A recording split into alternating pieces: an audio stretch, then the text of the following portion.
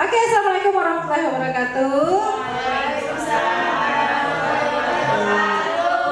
Sehat ya teman-teman ya? Apa kabar sekarang? Baik. Oke, terima kasih ya atas kehadirannya Bapak Ibu semua, teman-teman sekalian pada acara diseminasi saya untuk menyebarkan pemahaman dan penerapan pengalaman budaya positif modul 1.4 untuk tugas saya aksi nyata, penggunaan tugas saya aksi nyata untuk tugas CGP calon guru penggerak ini. Terima kasih atas partisipasinya, karena pada pagi hari ini saya tahu Bapak Ibu punya kesibukan masing-masing, tapi tetap saya ribuhi. Tapi ya itulah, saling membantu gitu Bapak Ibu ya. Ya, perlu saya perkenalkan di sini karena ini merupakan tugas dari calon guru penggerak untuk tugas saya.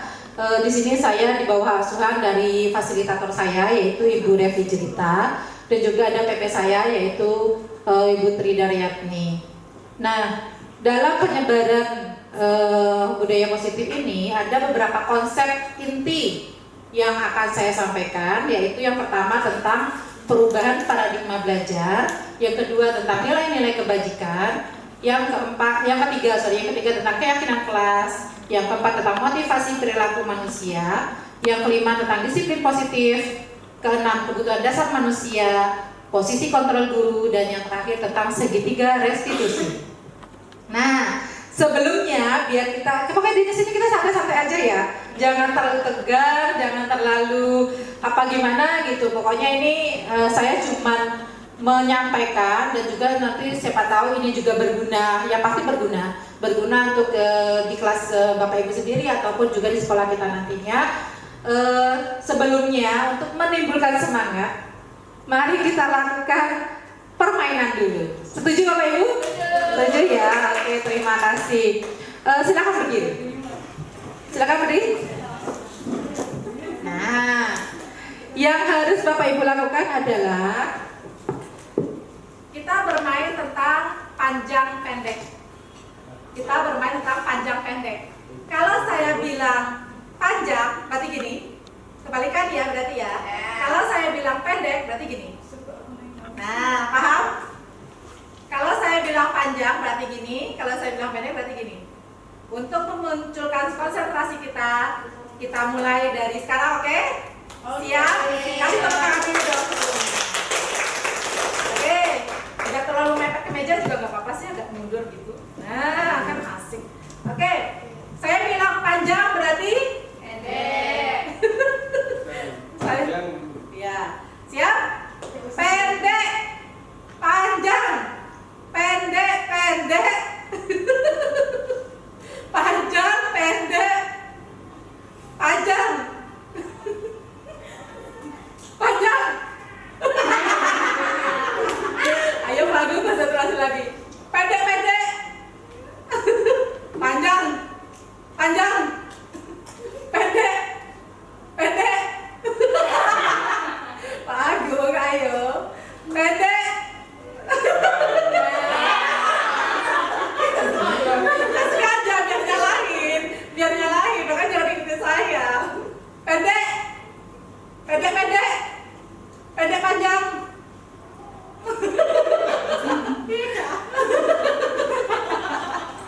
Panjang, panjang, panjang, panjang pendek.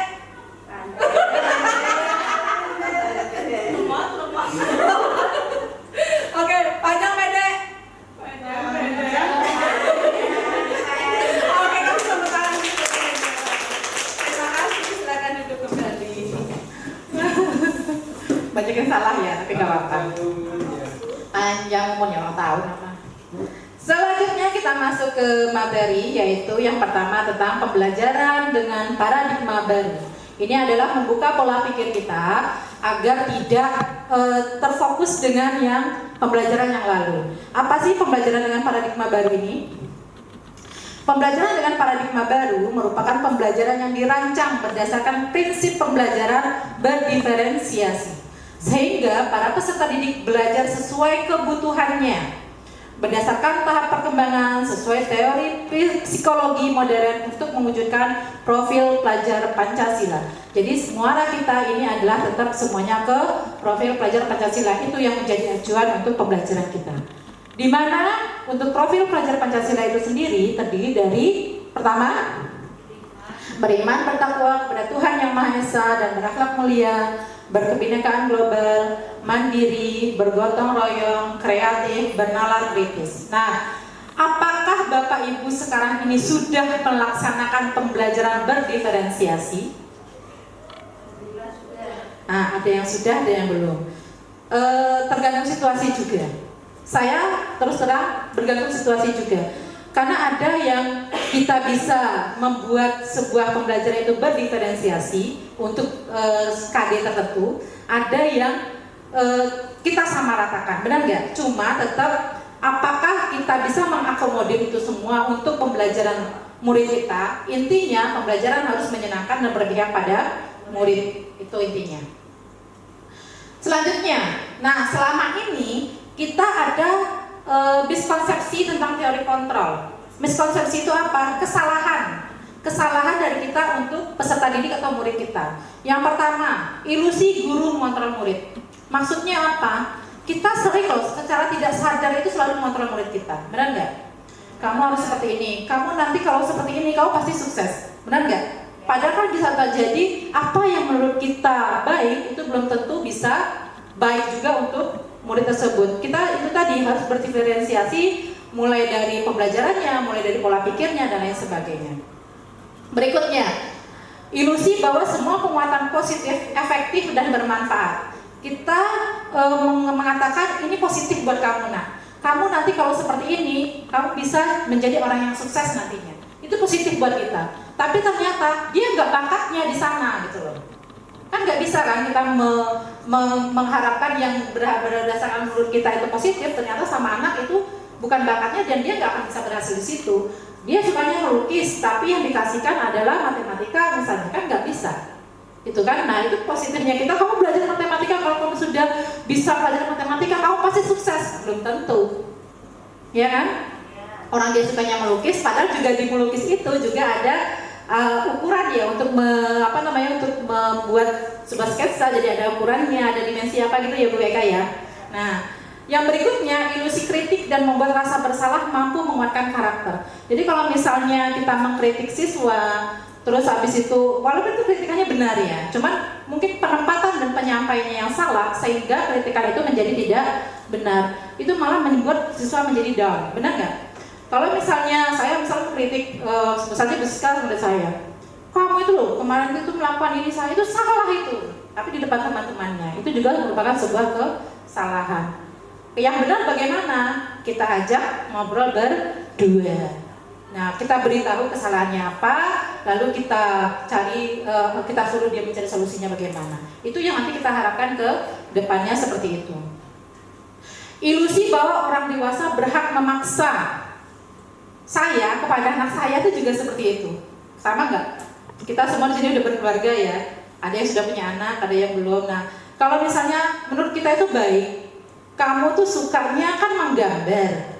Kayak anak saya ya, sukanya tuh bikin sketsa. Kamu sukanya menggambar. Nanti kamu saya masukkan, mau masukin ke sekolah ini ya.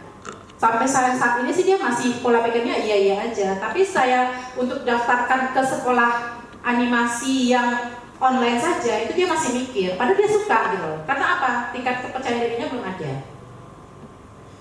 Padahal sketsanya dia bagus, saya mengakui. Dia bisa Corel belajar sendiri, sketsa belajar sendiri, hasilnya bagus.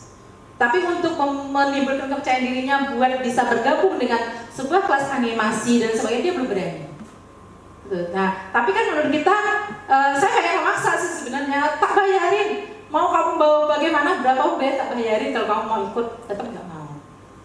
Nah itu, jadi kemarin kan pernah ikut lomba kaligrafi, itu kan juga melukis kayak gitu tuh dengan bujukan, rayuan dan lain sebagainya, akhirnya ikut, dapat juara 3. Setelah itu kan tahun berikutnya itu dipanggil lagi untuk mengikuti, itu nggak mau.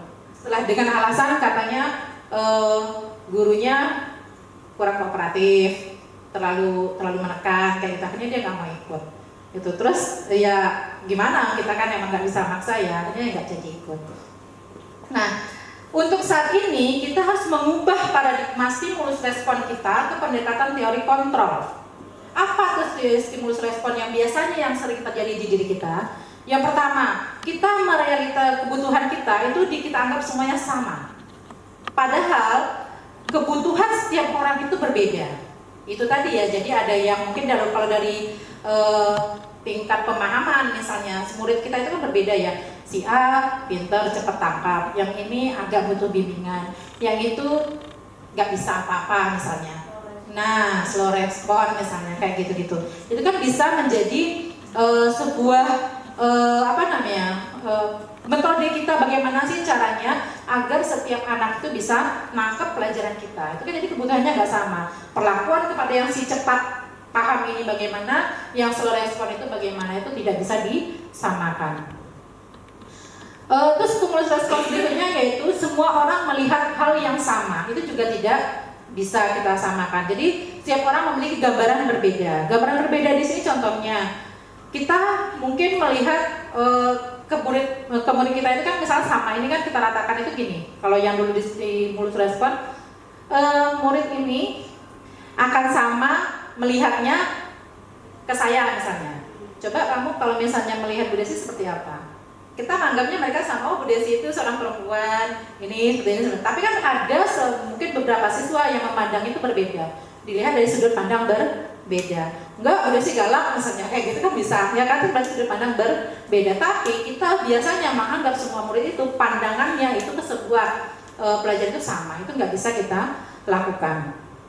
Terus yang berikutnya adalah perilaku buruk dilihat sebagai suatu kesalahan. Untuk teori kontrol itu nggak benar. Jadi harusnya semua perilaku memiliki tujuan. Ada alasan mengapa mereka membuat kesalahan. Terus berikutnya, orang lain bisa mengontrol saya. Di teori kontrol itu nggak bisa. Jadi hanya diri kita sendiri yang bisa mengontrol kita. Jadi nggak bisa orang lain mengontrol kita. Ya, kalau misalnya kita mengontrol murid kayak gitu tuh juga nggak bisa, nggak boleh.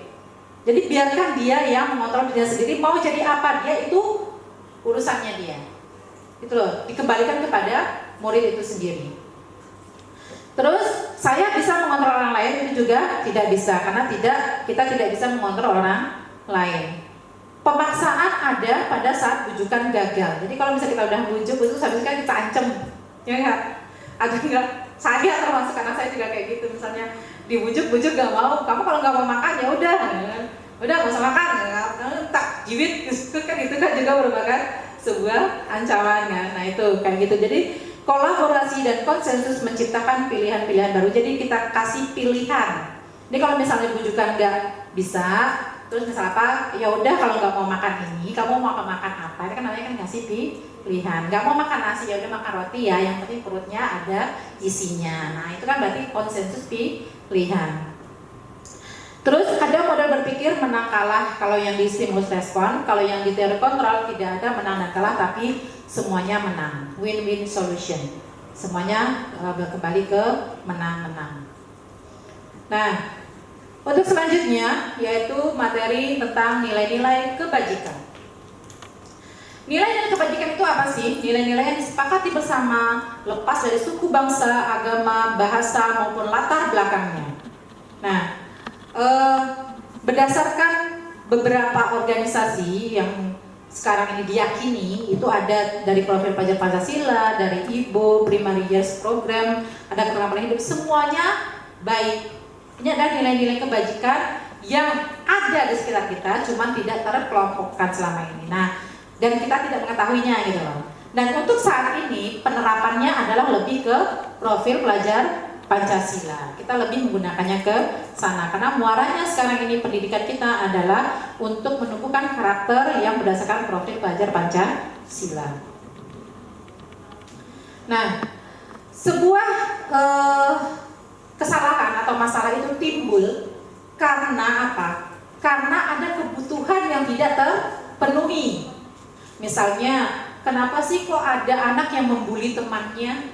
Itu karena apa? Mungkin di rumah dia tidak mendapatkan perhatian. Benar nggak? dia tidak mendapatkan perhatian dari keluarganya, orang tuanya, terus juga mungkin dia pengen punya kekuasaan di sekolah. Nah, berarti kan ada kebutuhan yang tidak terpenuhi, makanya dia menimbulkan masalah. Nah, kebutuhan dasar itu apa? Kebutuhan dasar adalah segala sesuatu yang kita lakukan untuk mendapatkan apa yang kita inginkan.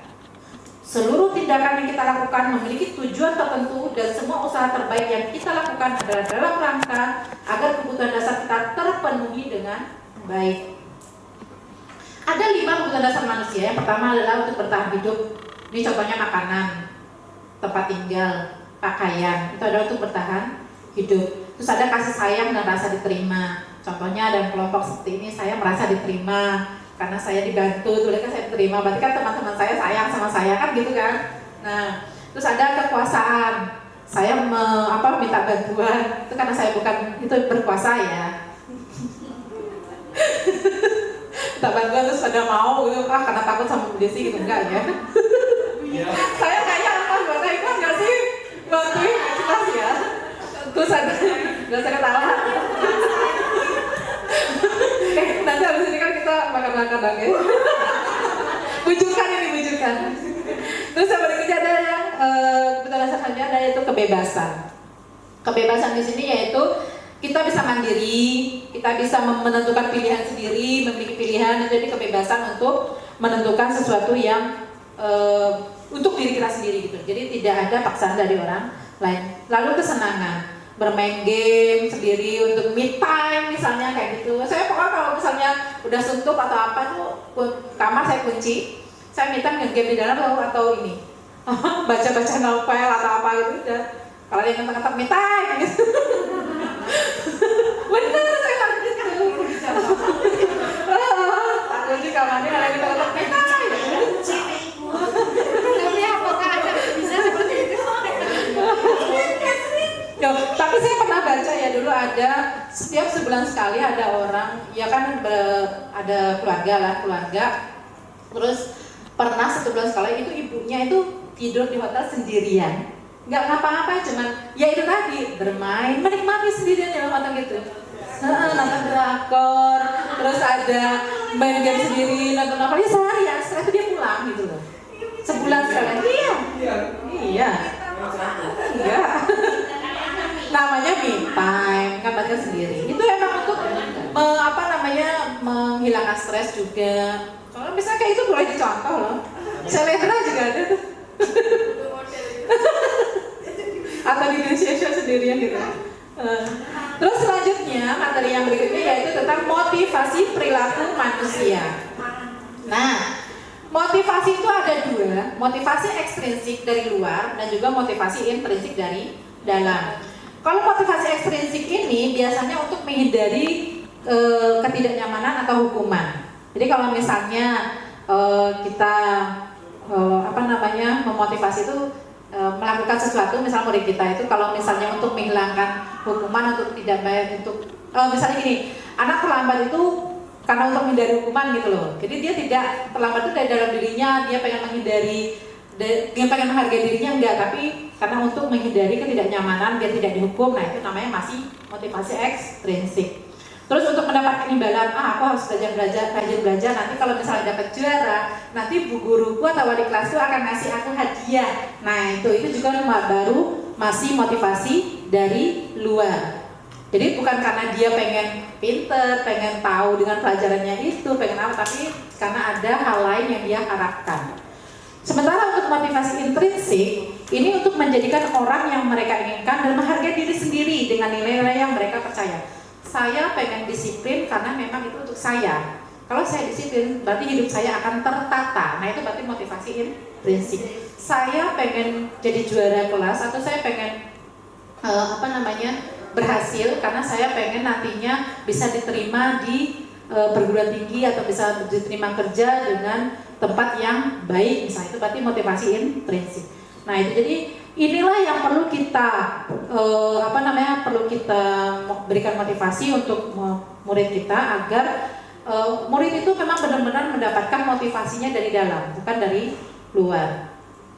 Nah ini jadi di sini ada tipe-tipe motivasi berdasarkan hukuman, konsekuensi dan restitusi. Di sini ada apa sih yang hukuman itu? Hukuman ini biasanya terjadi tidak terencana atau tiba-tiba. Murid tidak tahu apa yang akan terjadi atau tidak dilibatkan. Bersifat satu arah berupa hukuman fisik atau psikis. Contoh, ada anak atau ada murid terlambat masuk kelas misalnya. Terus langsung pas datang, "Bu, maaf saya terlambat masuk kelas." Udah, kamu langsung lari keliling lapangan. Itu berarti anak kan nggak tahu kan, tanpa disepakati juga kan. Tahu kok aku dihukum, oh ya karena aku terlambat terus aku dihukum. Nah itu namanya hukuman. Terjadi secara tiba-tiba. Konsekuensi. Kalau konsekuensi ini biasanya terencana atau disepakati sesuai peraturan, murid tetap dibuat tidak nyaman. Jadi dia harus dipaksa untuk mengikuti konsekuensi tersebut. Terus sikap guru selalu memonitor murid. Nah ini. Kalau restitusi, proses menciptakan kondisi bagi murid untuk memperbaiki. Lalu proses kesalahan kolaboratif yang mengajarkan murid untuk mencari solusi sendiri. Ini restitusi. Jadi kalau konsekuensi itu sudah ada aturannya, tapi biasanya dibikin oleh satu pihak, apakah itu oleh sekolah atau guru. Lalu kalau yang restitusi ini kita mencari solusi bersama. Nah ini materi selanjutnya yaitu tentang 5 posisi kontrol guru. Ada di manakah kita? Jadi tipenya posisi kita ada di penghukum, pembuat merasa bersalah, ada teman, ada pemantau, dan juga manajer. Penghukum itu yang bagaimana? Nah, contohnya, ini ada sebuah kasus, siswa tidak memakai atribut lengkap saat upacara bendera. Kasusnya itu. Kalau tipe kita sebagai penghukum, biasanya apa yang dibicarakan? Hormat pada bendera selama 1 jam misalnya. Silakan berdiri di panasan sebentar selama 15 menit misalnya. Itu adalah tipe penghukum. Kalau yang tipe merasa bersalah gimana? Biasanya suaranya itu agak sendu, diseduh-seduhin maksudnya, bukan senang duit ya, seduh, disedih-sedihin gitu loh. Berapa kali sih ibu atau bapak harus beritahu kamu selalu saja mengucapkan ibu, misalnya itu kan membuat rasa bersalah. Oh, jadi kan anak merasa oh iya kok aku kayak gini ya. Tapi kan biasanya kayak gitu juga nanti ada dampaknya ke anak juga. Kalau yang tipe teman, nah ini juga sama, tapi dia biasanya sama, ayo dong ikut terus sekolah, kayak gitu kan. Nah, tolong bantu ibu dong, sekali ini aja. Tapi kan kita tetap bisa sambil tertawa, sambil apa gitu kan. Nanti lain aja kayak gini lagi loh ya, kayak gitu itu teman. Lalu ada tipe pemantau. Kalau pemantau ini biasanya sudah ada peraturan yang harus disampaikan sebelumnya. Apa tipe pemantau ini? Kamu sudah melanggar peraturan sekolah, kamu tahu kan konsekuensinya apa? Ayo setelah upacara kamu beli perlengkapannya di koperasi. Nah itu kan berarti tipe pemantau. Nanti kita tinggal balik lagi nih kayak kemarin yang BK ya. Benar nggak nih anaknya sudah potong rambut? Itu kan kita mantau. Oh iya sudah kan kayak gitu. Benar nggak atributnya sudah pakai kaos kakinya benar pada hari Sabtu, yaitu pakai kaos kaki warna hitam. Kita kan tinggal melihat. Oh iya sudah benar. Nah, tipe pemantau. Lalu yang terakhir adalah tipe manajer. Nah kalau tipe manajer ini kita mencari tahu kesalahannya apa, kita mencari tahu memvalidasi kesalahannya apa, lalu kita menyuruh mereka atau si pembuat kesalahan ini untuk mencari solusi sendiri. Apakah kamu tahu kesalahanmu apa? Terus kira-kira kamu untuk memperbaikinya gimana? Solusi kamu untuk memperbaiki hal ini apa? Nah, jadi seperti itu. Jadi ada 5 tipe posisi kontrol guru, yaitu penghukum, pembuat rasa bersalah, teman, pemantau, dan manajer. Ada di posisi manakah Bapak Ibu saat ini? Kalau Bu Endri ada di posisi mana Bu Endri?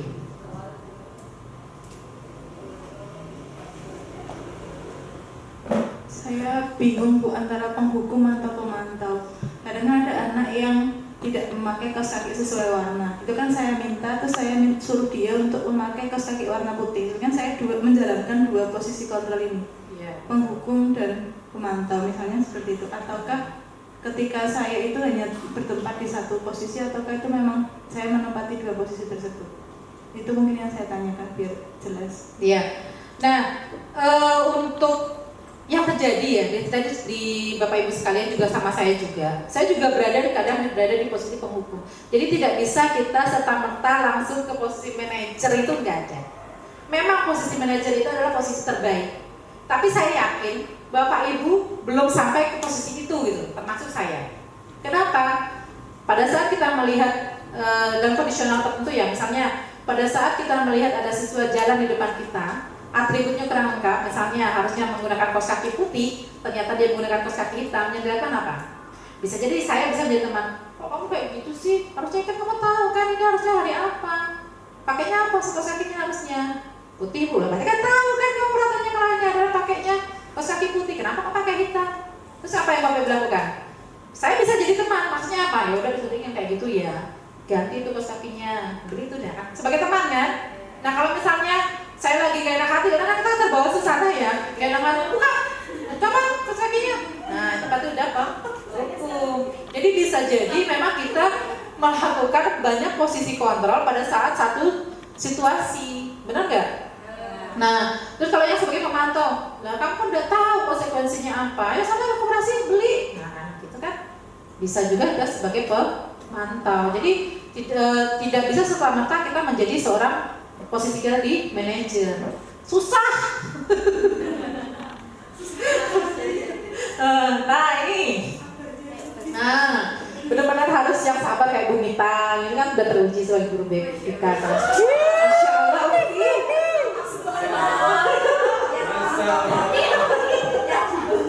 Kalau saya kayaknya masih sampai di posisi pemukul, teman pemantau kayaknya.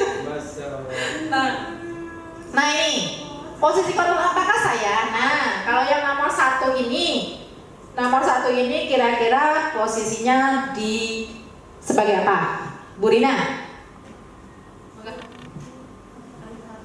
Pembuat rasa bersalah. Satu penghukum, pembuat rasa bersalah. Ini Yang teman rasa bersalah. Kenapa? Dari nada ucapannya saya kecewa sekali. Dari itu perasaan rasa. Ya jadi kan membuat siswa itu merasa bersalah kepada kita ya, itu kan itu berarti saya kecewa banget deh sama kamu, kok kamu kayak gitu sih, ini kan suaranya disebut-sebutin biasanya. Itu tadi senang duit. Ramah coba ya. Yang kedua, apa rencanamu untuk menyelesaikan masalah ini, Bu Maya? Apa Bu? Posisi kontrol yang apa Bu ini Bu? Manajemen. Manajer. Ini berarti kita alasannya apa? Itu kan kata-katanya apa rencanamu untuk menyelesaikan masalah ini, berarti memberikan kesempatan kepada orang tersebut untuk Menemukan solusinya. Betul, lumayan betul. Nomor 3. Nah, nomor 3, monggo Pak Eko. Kamu tidak pernah benar melakukannya. Nah, itu apa Pak Eko kira-kira? Penghukum. Penghukum. Betul, alasannya apa Pak? Karena saya sering melakukan itu. Ya, ternyata kan iya, betul. Biasanya kalau kayak gitu tuh nada suaranya gimana? Ya Agak tinggi ya? Agak tinggi, lantang Naik suara. satu oktav gitu ya? Iya. Biasanya ditambah tanda pentung emang. Pengalaman dari sekolah jadi ke bawah sampai jadi. Oh gitu, ya. Sip.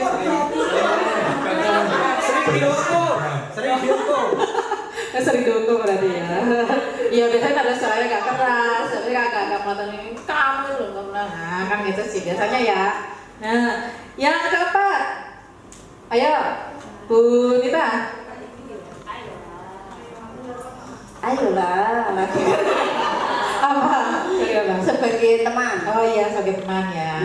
Ayolah, lakukan lebih baik kan ayo sama salah gitu ya. Dan yang berikutnya apa Bu Dia apa Bu? Nah, kamu tidak akan menunda jika tidak menjalankan tugas Penghukum. penghukum, yakin? Apa sih tadi? Pemantau. Ya betul, pemantau. Jadi kan itu sebuah konsekuensi ya. Jadi kalau misalnya kamu mengerjakan tugas ya udah berarti kamu gak dapat nilai kan udah mantau doang kan kita kan.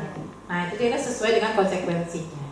Gitu ya. Jadi ini ada posisi kontrol kita di mana saya sudah bisa menebak karakternya Bapak Ibu masing-masing. Termasuk saya. Gitu kan, kasih tepuk tangan dong. Selanjutnya kita masuk ke keyakinan kelas. Nah ini, mengapa keyakinan kelas, mengapa bukan peraturan kelas? Bedanya.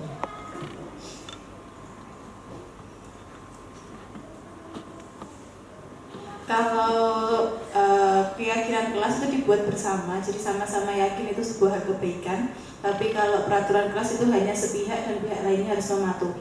Oh iya. Ini ya yang biasa terjadi. Kan tepuk tangan dong buat Dendi. Ini biasanya terjadi di ini sih di mana sekolah kita, sekolah lain itu juga sama. Peraturan kelas itu biasanya dibuat sepihak oleh sekolah atau oleh guru. Kepada yang biasa Bu, guru BP ya? Tata tertib. Oh, kesesuaiannya. Ya bikin kesesuaian. Tapi kan akhirnya nanti disosialisasikan dan harus anak mematuhinya, kan gitu kan. Nah, sementara untuk keyakinan kelas ini biasanya atau keyakinan sekolah ini biasanya dibuat dua arah, antara siswa, antara guru ataupun sekolah dan juga. Jadi kita mendengarkan pendapatnya. Dan di situ biasa ada nilai-nilai kebajikan. Nilai kebajikannya apa? Yaitu tadi disiplin. Disiplin itu yang bagaimana? Ya tidak terlambat. Berarti ada indikatornya. Kalau yang misalnya untuk saling menghargai itu bagaimana? Misal pada saat presentasi itu indikator berarti ya. Saat presentasi harus mendengarkan teman. Kalau berbicara berarti tidak boleh bermain HP. Itu kan indikator namanya. Berarti keyakinannya adalah saling menghargai. Dan itu disepakati, ditandatangani, lalu kita tempel di dinding kelas. Jadi semua kelas itu tahu. Jadi tahu ternyata keyakinan kelasnya di kelas ini seperti ini. Nah, itu harus dipatuhi. Nah, ini untuk pembentukan keyakinan kelas ini ada syarat-syaratnya, itu bersifat abstrak. Abstrak tadi kan yang itu tadi ya. Jadi kalau di sini itu indikatornya apa? Itu kan abstrak namanya. Terus berupa pernyataan universal. Dan universal itu nilai-nilai kebajikannya itu tadi. Dibuat dalam pernyataan positif, sedikit saja agar mudah diingat, sesuai dengan kondisi kelas dan sekolah sehingga mudah diterapkan. Mungkin kalau misalnya di kelas A, ini anaknya sering terlambat, kalau misalnya harus kan harus ada bikin keyakinan kelasnya yang bagaimana. Oh, di kelas B ternyata anaknya udah tertib, sebelum gurunya masuk kelas sudah pada duduk kan tidak bisa dong yang itu dimasukin ke sana. Nah, berarti harus disesuaikan dengan kondisi kelas. Semua warga sekolah atau warga kelas dilibatkan saat membuat keyakinan kelas. Nah, itu. Selanjutnya yaitu tentang segitiga restitusi. Nah, sebelum sampai ke sini ada yang mau ditanyakan Bapak Ibu? Cukup jelas? Jelas ya? Oke, lanjut ya. Materi yang kesekian atau yang terakhir yaitu tentang segitiga restitusi. Inilah yang akan kita coba terapkan untuk menangani permasalahan yang terjadi jika Bapak Ibu menghadapi sebuah masalah dengan murid. Nah, apa itu segitiga restitusi? Suatu proses dialog yang dijalankan oleh guru agar dapat menghasilkan murid yang mandiri dan bertanggung jawab. Nah, dari segitiga restitusi ini ada 3 tahapan. Yang pertama yaitu menstabilkan identitas. Yang kedua, validasi tindakan yang salah. Dan yang ketiga yaitu menanyakan keyakinan. Jadi kalau sudah kita membuat keyakinan kelas, lalu ada suatu masalah, berarti kita bisa melakukan segitiga restitusi ini. Selama ini apakah kita pernah melakukan segitiga restitusi? Pernah. Tapi apa yang belum pernah kita jalankan? Tahap yang mana? Menanyakan keyakinan. Karena apa? Kita belum terdokumentasi untuk membuat sebuah keyakinan kelas. Tapi saya yakin Bapak Ibu sudah melakukannya. Pertama, masa identitas, kamu ngapain sih? Kamu apa yang kamu terjadi sama kamu tadi? Itu pasti kita udah pernah berdialog kayak gitu kan? Terus alasan kamu melakukan itu apa? Itu berarti kan sudah ke validasi tindakan yang salah. Tapi biasanya ya udah kalau kayak gitu kamu nanti orang tua panggil, berarti kan kita tidak pernah menanyakan keyakinan kelas, tapi kita langsung memutuskan, ya kan? Memutuskan solusinya. Ya udah nanti kamu kayak gini deh. Dari kita, bukan dari siswa. Nah, itu yang terlupakan dan jarang kita lakukan adalah menanyakan keyakinan kelas itu tadi. Nah, ini untuk tahap menstabilkan identitas ini adalah berdasarkan prinsip membuat kesalahan adalah bagian dari proses pembelajaran. Jadi kita tidak boleh langsung menjudge anak itu salah, enggak, tapi kita ngayam-ngayam kayak dulu gitu loh. Ya kan, ya udah berbuat salah itu wajar. Ya udah jangan melakukan hal itu lagi. Itu kan nggak baik sih. Nggak ada sih manusia yang sempurna di dunia ini. Ibu juga pernah kok melakukan kesalahan. Itu kan juga kayak ngayam-ngayam kayak kan. Jadi kayak kita menstabilkan identitas. Jadi anak tidak merasa bersalah banget gitu di awal. Walaupun sebenarnya ya agak dongkol atau gimana kan, tapi tetap kita harus melakukan melakukan sesuatu yang membuat anak jangan merasa gagal. Itu dulu. Lalu yang kedua tahapannya adalah validasi tindakan yang salah.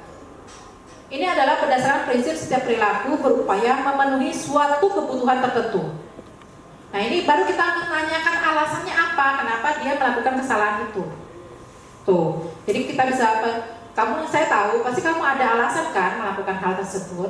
Nah itu, jadi janganlah paling kamu yang bikin salah nih kan, gitu nggak boleh. Nah berikutnya adalah menanyakan keyakinan. Ini kalau keyakinan telah sudah terbentuk, jadi kita bisa bertanya berdasarkan prinsip teori kontrol bahwa pada dasarnya kita termotivasi secara intrinsik. Jadi solusi biarkan anak yang murid yang mengemukakan. Kita tinggal memvalidasinya. Oh iya benar tuh, ternyata solusi kamu bagus. Atau mungkin kalau misalnya kurang bagus sedikit, kalau seperti ini bagaimana? Kira-kira kamu bisa nggak? Nah, itu juga bisa kita kasih saran. Jadi kita cuma bisa menuntunnya, tidak langsung dari kita solusinya. Tuh. Nah, itu tadi materi dari pengimbasan atau diseminasi dari saya yang untuk penerapan budaya positif. Ini ada contoh penerapan segitiga restitusi yang kemarin saya coba buat. Jangan diketawain karena ini namanya contoh, makanya silakan dicermati. Nanti kita lihat kasusnya. Ini ada 2 kasus, kita lihat.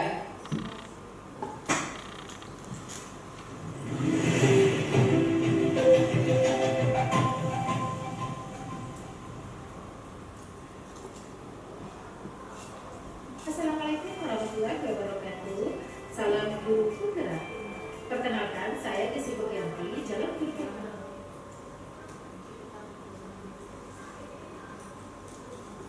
Gerakan kelas 10 dari Kabupaten Tuban.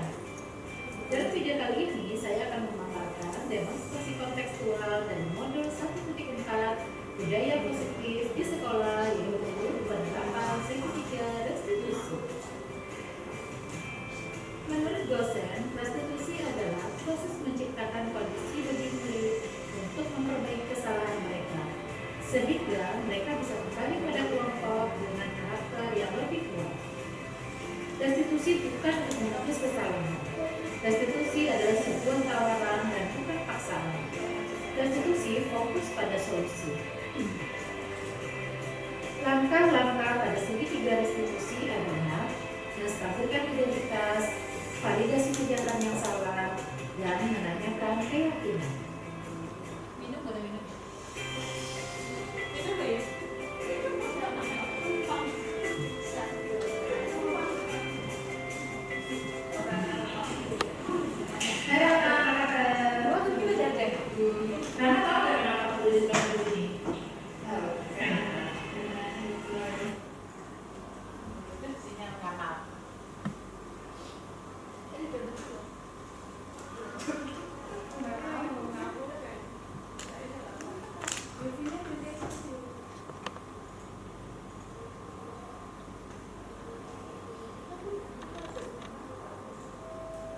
Bentar ya, kita cari wifi-nya.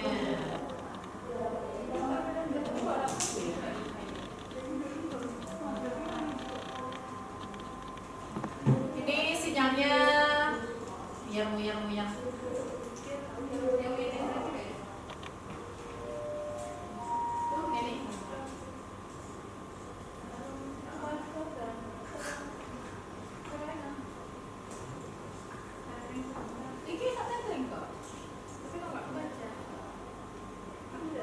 Galaxy ini ada nih.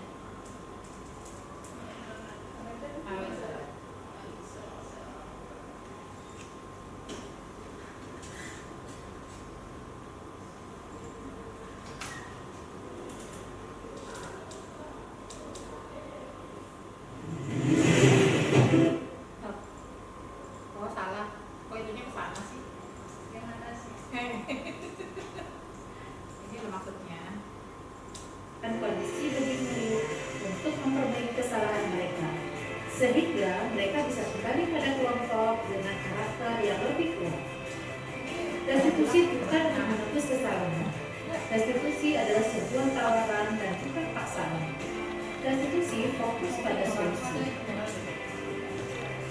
Langkah-langkah pada segitiga restitusi adalah menstabilkan identitas, validasi kegiatan yang salah, dan menanyakan dan keyakinan.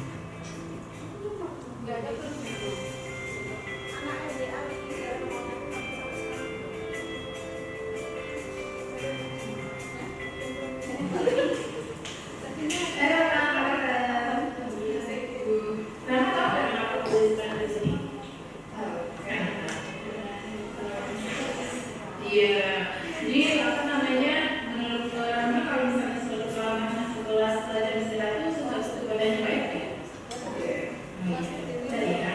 Nah, nggak apa-apa sih kalau misalnya kamu melakukan kesalahan, cuma kan apa ya, di sini berarti nggak seharusnya kalian salah, ini cuma butuh solusi agar kamu tidak selalu terlambat masuk kelas setelah jam istirahat, gitu kan? Tapi sebenarnya harusnya kok kayak gini artinya apa sih kok sampai orang selalu telat masuk kelas setelah istirahat? Karena tadi Kak sedang ngobrol, terus waktu mau hadir itu rasanya ramai, hanya seriusan. Oh iya, mau ngobrol sambil nangis, itu kan emang asik ya, sama teman kalau ketemu bestinya gitu kan.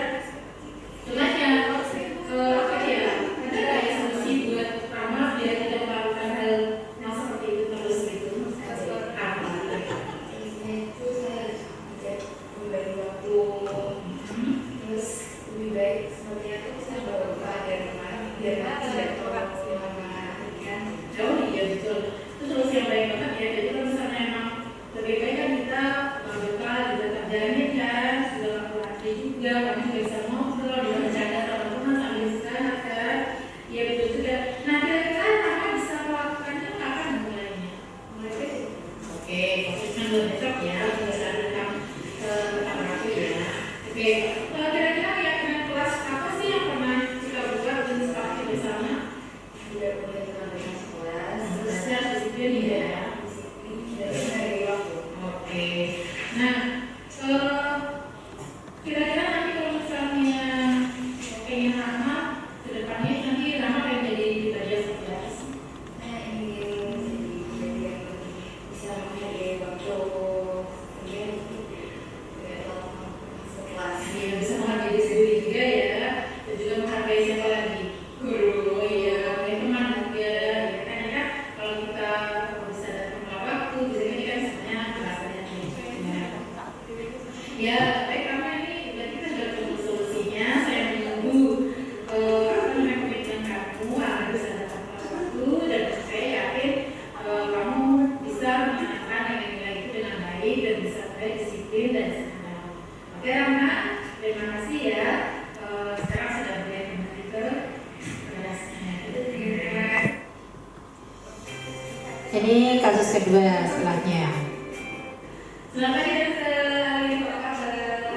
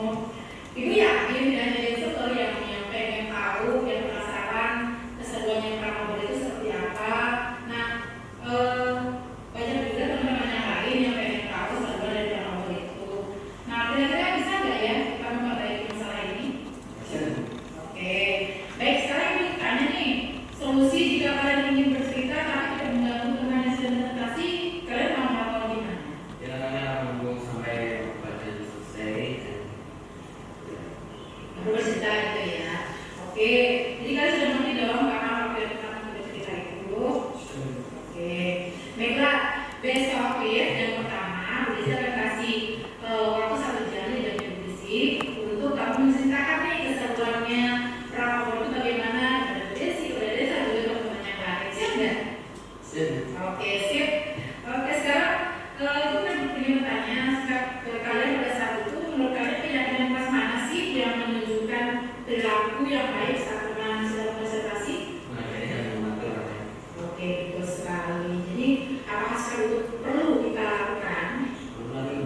Iyalah, kenapa? Kenapa dia jadi kalian? Ya karena jika kita juga menjadi orang lain dan jika ini memahami pelajaran kita harus fokus pada pelajaran. Betul. Jadi dia sama-sama enak ya. Jadi kalau misalnya ada konsentrasi, kita juga harus memperhatikan. Kalau kamu saat konsentrasi juga teman-teman akan memperhatikan. Nah, kita tidak enak rasanya kalau misalnya kalian konsentrasi teman-teman kalian ngobrol. Terus kalau misalnya kerja seperti itu, yang kalian rasakan apa? Pasti soal Iya. kapasitasnya juga karena nggak mesti. Iya betul. Iya juga ya. Nah, Desa kalau ingin menjadi murid yang bagaimana nih? Selanjutnya, Desa kembali. Sering belajar juga Bu. Saya mulai sekarang saya akan belajar orang lain dan Oke, dan sekarang kita sudah punya solusinya ya. Mudah-mudahan nanti kalau kalian ada nanti Desa menjadi lebih baik lagi. Lalu ya, terima kasih.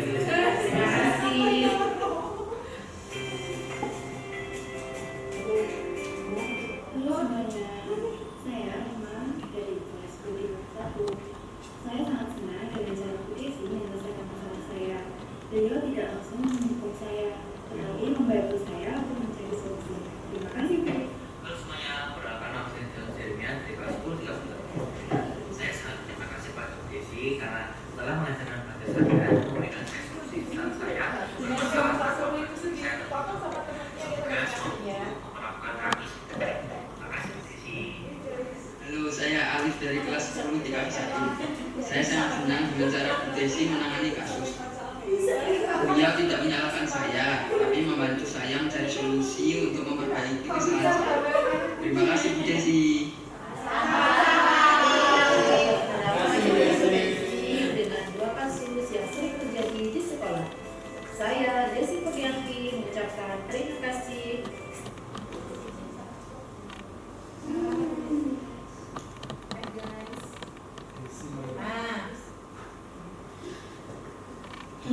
Oke, Bapak Ibu, itu tadi adalah contoh penerapan. Jangan jangan dicontoh kekakuannya ya. Kalau Bapak Ibu menghadapi murid-muridnya sendiri kan juga nanti pasti lebih luwes, lebih baik. Itu adalah contohnya saja. Tadi ada disclaimer itu adalah sebuah biar tidak terjadi penyalahan persepsi. Makanya itu adalah contoh. Jadi tidak terjadi sebenarnya. Anak-anak yang saya jadikan contoh itu adalah anak-anak baik, anak-anak berprestasi sebenarnya. Alhamdulillah, Masya Allah. Nah, kita masuk ke itu terakhir yaitu tentang ini refleksi. Nah, saya mau dong Bapak Ibu merefleksikan dari kegiatan ini yang saya bagikan setelah mengikuti diseminasi ini. Kira-kira pembelajaran apa sih yang Bapak Ibu dapatkan? Monggo Pak Agung menyampaikan refleksinya untuk yang pertama.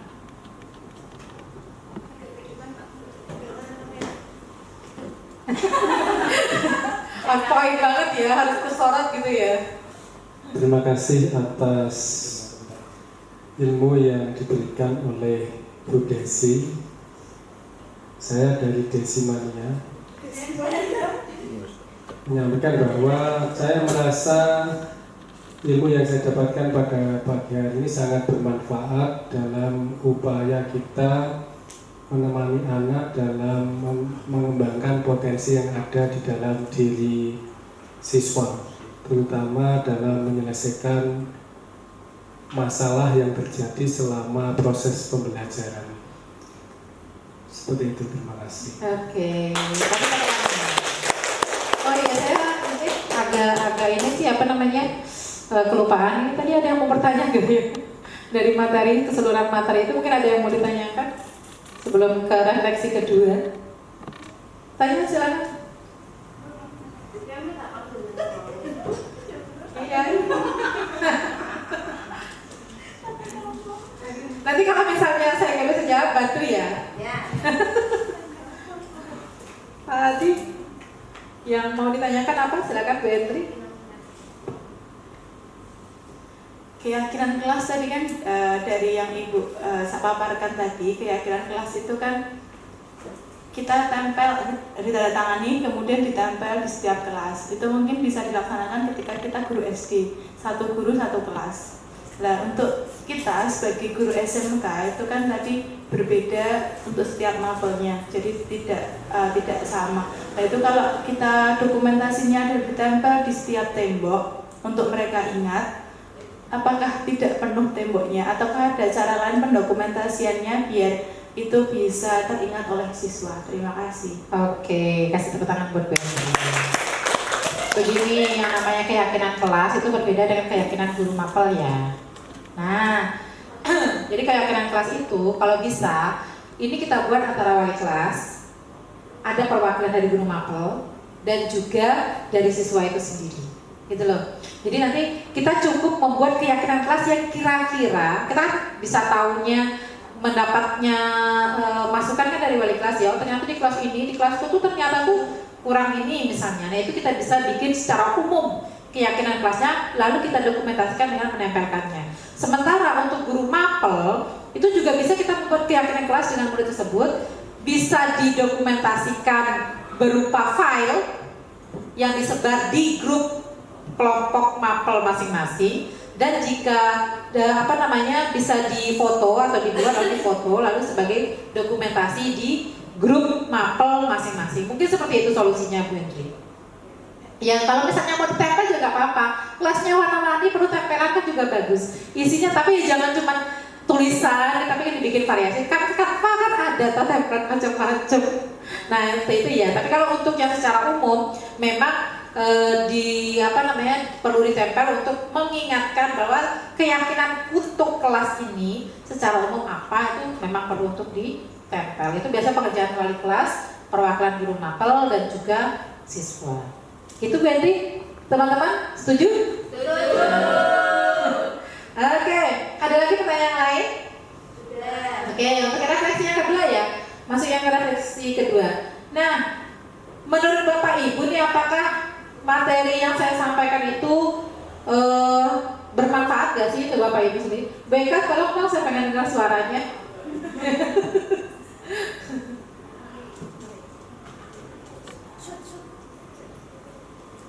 Cek, oke, terima kasih Bu Desi atas waktu yang diberikan pada saya. Terkait apakah materi ini bermanfaat untuk Bapak Ibu guru, terutama untuk diri saya merasa terus terang sangat bermanfaat. Jadi saya sebagai guru dengan pemaparan yang telah diberikan Bu Desi tadi, akhirnya membuka pikiran saya, oh ternyata untuk mentreatment anak dalam proses pembelajaran yang ada, banyak sekali hal-hal yang mungkin selama ini saya lakukan itu belum sepenuhnya maksimal. Seperti tadi ya dalam menangani permasalahan anak, kemudian dalam membuat kesepakatan kelas bersama, kemudian termasuk penyelesaian yang ada.